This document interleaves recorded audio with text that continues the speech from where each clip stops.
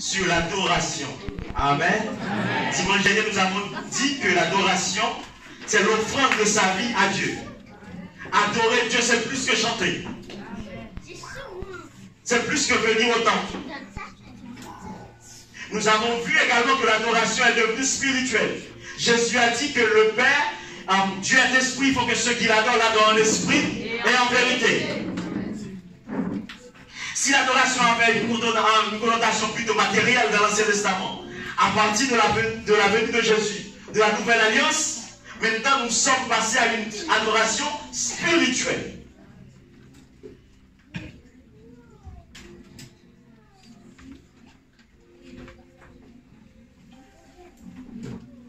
Et bien, bien aimés, ce matin, nous allons continuer toujours sur l'adoration, mais par rapport à la louange. Parce qu'il y a une confusion parfois dans le corps de Christ entre adoration et louange. Laissez-moi vous dire que si, de point de vue étymologique, l'adoration, c'est le fait de se prosterner devant Dieu, de s'agenouiller. Psaume 95, verset 6, très rapidement. Psaume 95, le verset 6.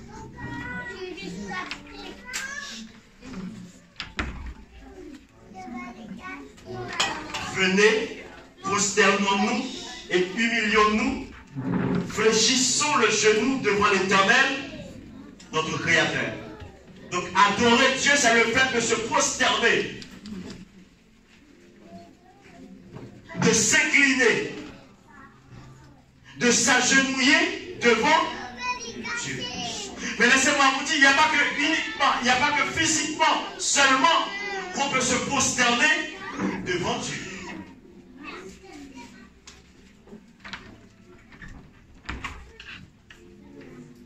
Donc ta vie est dans une vraie adoration, une véritable adoration, quand ta vie s'incline devant Dieu. Quand ta vie se prosterne devant Dieu.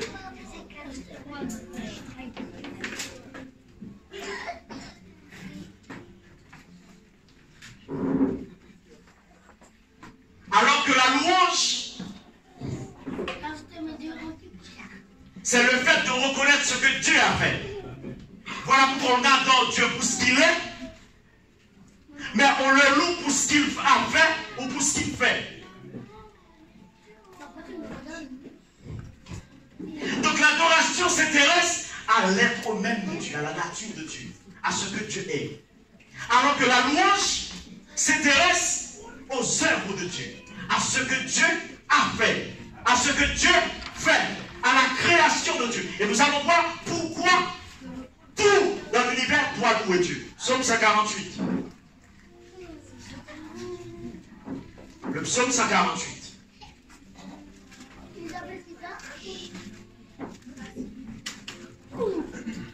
Le psaume 148.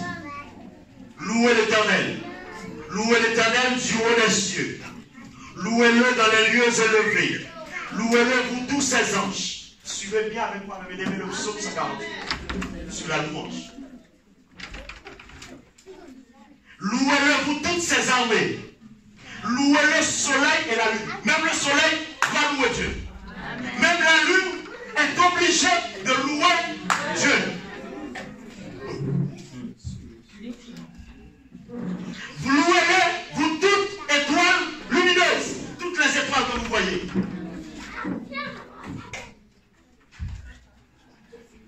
Louez-le, cieux des cieux, et vous, ô qui êtes au-dessus des cieux, qui loue le nom de l'Éternel. Et nous allons voir pour quelle raison.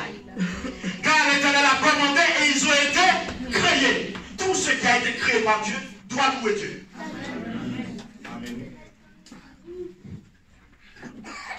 Autrement dit, quelqu'un qui ne loue pas Dieu, il ne reconnaît pas Dieu comme son créateur.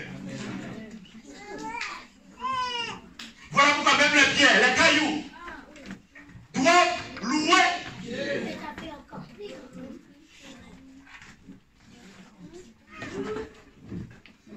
Donc nous louons Dieu parce que Dieu est notre créateur.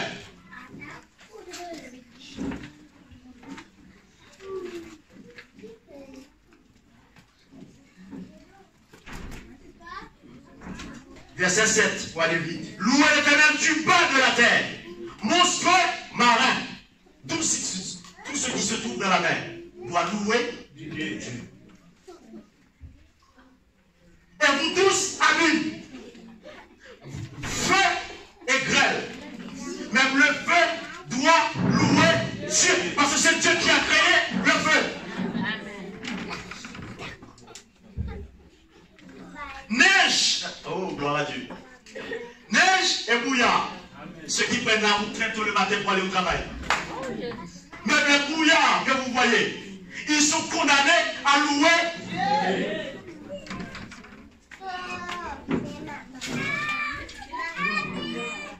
Vent impétueux qui exécutait ses ordres. Montagne et toutes les collines. Les montagnes, les collines, arbres fruitiers et tous les cèdres. Animaux et tout le. Mais même le chien doit louer Dieu. Vous n'êtes pas d'accord? Amen. Les chevaux doivent louer Dieu. La poule doit louer Dieu. Oh. Les canards doivent louer Dieu. Le chat doit louer Dieu. Oh, gloire à Dieu pour cette parole. Gloire à Dieu pour cette parole. Oh, tu n'as pas compris. Si c'est même les animaux doivent louer Dieu, à plus forte raison, toi et moi. Ah, gloire à Dieu. Si mon chien doit louer Dieu, à plus forte raison, oh, gloire à Dieu. Si les arbres qui sont devant chez moi doivent louer Dieu, bon maintenant, posez-moi la question. Pourquoi moi je dois rester sans louer Dieu? Si les plantes qui sont devant ma maison doivent louer Dieu, pourquoi pas moi? Gloire à Dieu. Si le soleil qui se lève le matin connaît son créateur, à plus forte raison, moi j'ai deux yeux. Oh, gloire à Dieu. Je parle à quelqu'un ce matin. À plus forte raison, j'ai deux pieds. Oh, gloire à Dieu. À plus forte raison, j'ai le souffle de vie.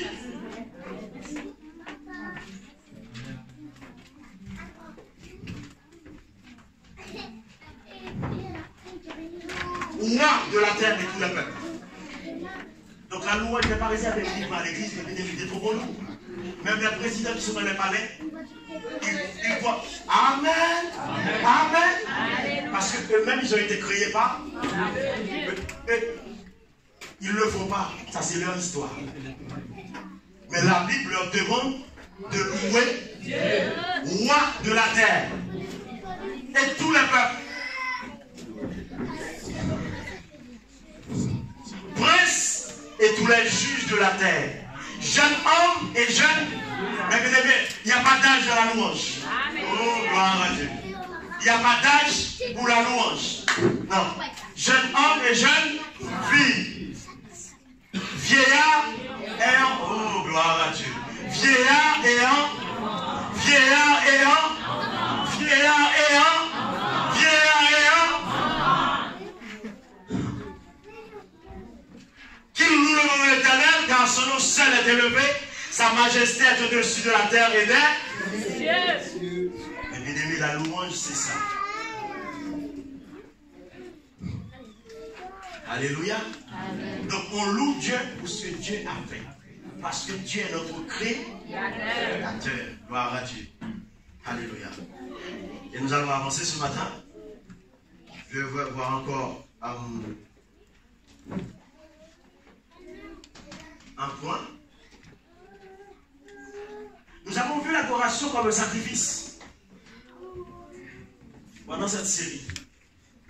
Parce que j'ai évoqué la loi de la première mention. En théologie, cette loi nous dit que quand vous essayez de comprendre le concept de la Bible, il faut aller voir dans la Bible où cette chose a été mentionnée, ce concept a été mentionné pour la première fois.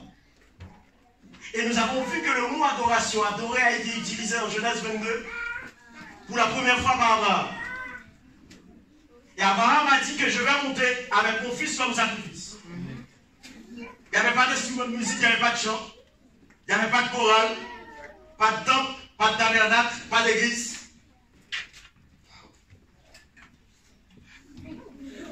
Mais lui, il a parlé d'adoration. Et nous avons vu que on ne peut pas devenir un véritable adorateur sans sacrifice. Parce que dans la nouvelle alliance, nous sommes tous des sacrificateurs. Jésus a fait de nous des rois et des sacrificateurs. Nous sommes tous des sacrificateurs. Mais La louange également, c'est un sacrifice. Et nous allons voir également. Il n'y a pas que l'adoration comme sacrifice. La louange également, c'est un sacrifice. Romains 12, premier nous dit, je vous exhorte donc, frères, à offrir vos corps comme un sacrifice saint, vivant et agréable à Dieu. Par l'adoration, il faut offrir son corps comme un sacrifice. Mais dans la louange également, il y a un sacrifice. Hébreux 13, verset 15. Hébreux 13, verset 15. Car nous n'avons point ici-bas de cité permanente. Dis à ton voisin, nous sommes tous de passage. Amen. Oui, dis que ton adoration n'est pas temporaire. Parce qu'elle continuera de l'autre côté. Au nom puissant de Jésus. Au nom puissant de Jésus. Mais nous cherchons celle qui est à venir. Par lui, offrons sans cesse à Dieu un sacrifice de louange. C'est-à-dire le fruit des lèvres qui confesse son nom. La louange également, c'est un sacrifice. Alléluia. Mais un sacrifice des lèvres.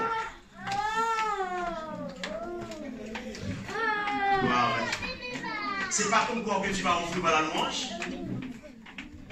mais par tes paroles, par tes cantiques.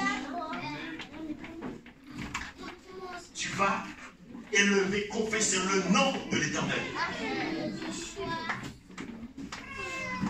Et bien, bien aimé, pour comprendre le sacrifice de louange, c'est pas quand tout va bien, non.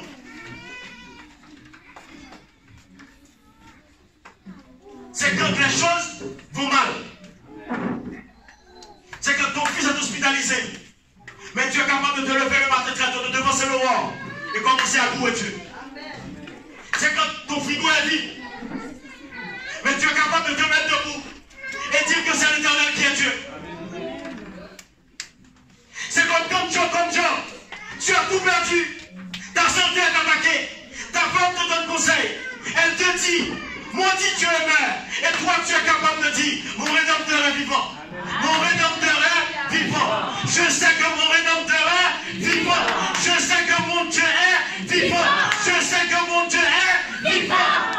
Oh, gloire à Dieu. Et là, tu bascules dans le sacrifice de louange. Ça veut dire quoi? La réalité te fait voir le contraire. Mais toi, comme tu sais que la foi est une confirmation des choses qu'on espère, une démonstration de celles qu'on ne voit pas, comme tes yeux spirituels te permettent de voir une autre réalité, tu regardes la situation que tu vis, tu dis non, c'est pas ça, parce que je sais que Dieu est vivant. Tu dis non. La Bible dit, je suis fils de Dieu. Christ en moi l'espérance de la gloire. Tu dis, ça ne peut pas être la fin de ma vie. Non. Tu dis que la Bible dit le fruit de mes entrailles est béni. Tu auras la vie de tes enfants. Malgré que ton enfant a basculé dans la débauche. Ton enfant est de l'autre côté. Mais toi, tu es capable de continuer à confesser. Le fruit de mes entrailles est béni. Le fruit de mes entrailles est béni. Que le nom de l'Éternel soit béni le matin. Que le nom de l'Éternel soit béni à midi. Que le nom de l'Éternel soit béni le soir. Malgré la situation.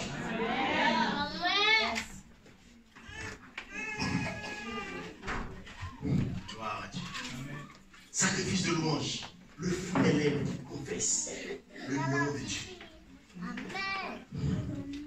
Parfois tu es dans une situation terrible. Mais les gens, tu t'enfermes chez toi et tu commences à louer Dieu. Et les démons commencent à paniquer. Je ne comprends pas. Je ne comprends pas. C'est comme les apôtres s'ils étaient en prison. Paul, comment ça ils sont en prison mais ils louent. Ils louent. Tu es prisonnier. Le travail ne vient pas. Le chômage veut s'installer chez toi. Comme si toi tu n'es pas fils de Dieu. Comme si Dieu ne connaît pas ton adresse. Comme si Dieu ne t'a jamais localisé. Et toi tu te lèves le matin. Tu devances Laurent. Tu te lèves encore plus tôt. Avant de pouvoir le travail, tu te lèves à 7 heures. Tu dis que pour maintenant, je vais défier le Satan. Je vais le défier par la louange. Je vais lui montrer qu'il y a des gens qui connaissent Dieu. Qu'il y a des gens qui ne regardent pas la terre. Mais qui savent, qui savent que Dieu est la source. Si Dieu dit un mot pour toi, oh, il parle, oh, il dit la chose et elle arrive. Dans le psaume 33, Dieu dit la chose et elle arrive. Dieu ordonne et elle existe. Il appelle à l'existence des choses qui n'existent pas. Alléluia. Et tu commences à louer. Parce Parce que ta vie ne dépend plus de la terre. Tu penses que, attends, que la croissance soit bonne ou mauvaise, Dieu enverra le corbeau chez toi. Que ton secteur en plein boom, ou bien qu'il soit en défaillance, Dieu enverra le corbeau chez toi.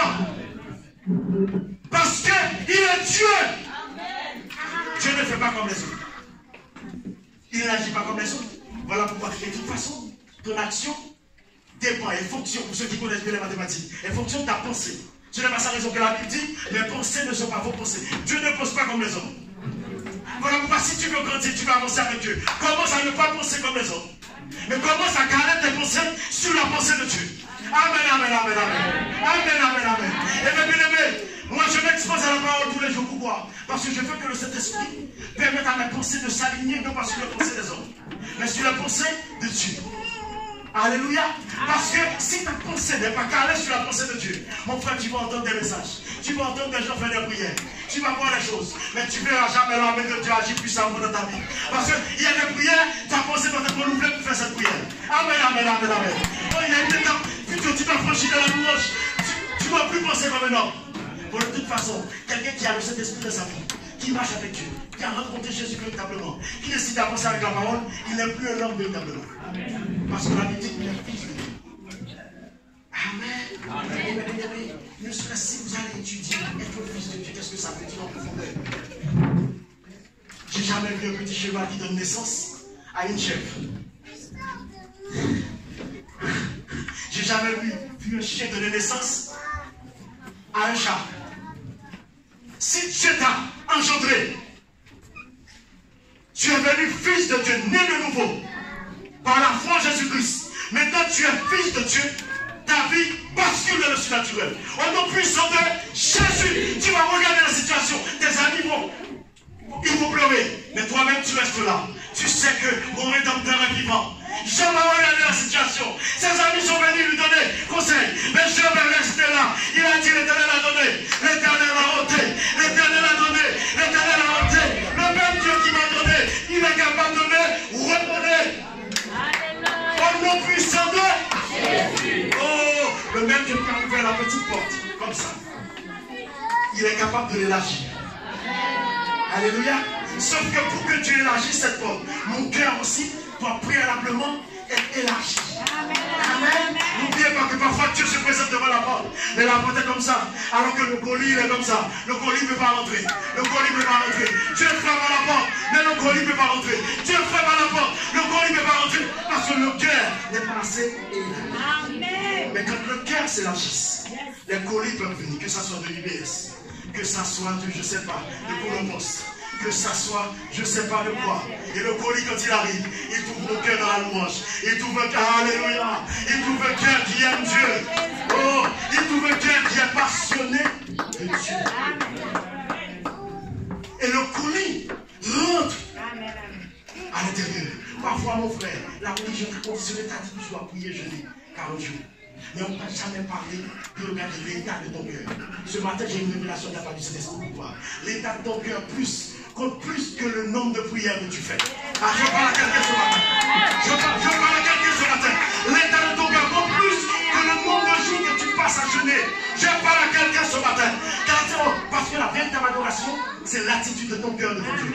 La véritable adoration, c'est l'état de ton cœur. Comment ton cœur se réveille le matin, comment ton cœur se couche le soir, comment ton cœur voit Dieu, comment ton cœur réagit à l'œuvre de Dieu.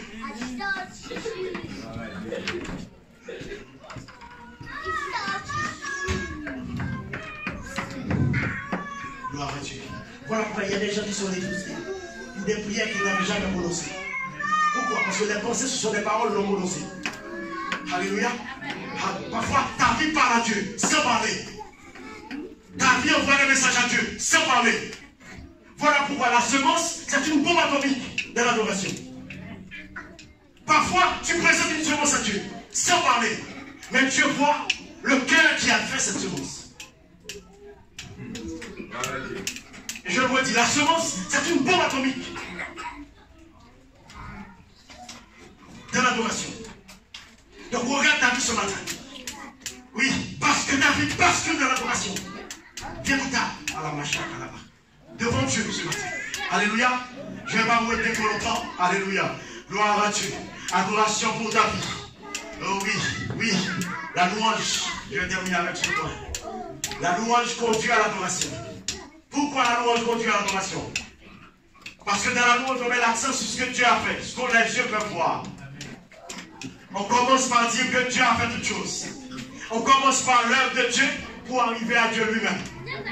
Voilà pourquoi quand tu commences par la louange, tu dois terminer par l'adoration. Tu dois commencer par ce que Dieu a fait dans ta vie pour finalement rencontrer celui qui a fait toutes ces choses. Alléluia. Oui, et ne confondons pas adoration, louange et action de grâce. Nous faisons une action de grâce, c'est une partie de la louange, mais pour ce que nous avons reçu de Dieu. Ça veut dire que je peux louer Dieu pour ce que Dieu a fait dans la vie de frère. Mais je vais donner des actions de grâce à Dieu véritablement par rapport à ce que moi-même j'ai reçu de la part de Dieu. Ce matin, nous allons terminer. Alléluia. Gloire à Dieu. Gloire à Dieu. Du visible. La louange s'intéresse à ce qui est visible. Par l'essence. Et dimanche prochain, je vais aborder les expressions d'adoration et les expressions de louange. Voilà pourquoi pour louer les gens, ils lèvent la main. Ils dansent. Alléluia. Mais pour adorer Dieu, il faut s'agenouiller. Alléluia. Ce ne sont pas les mêmes expressions. Amen. Que Dieu vous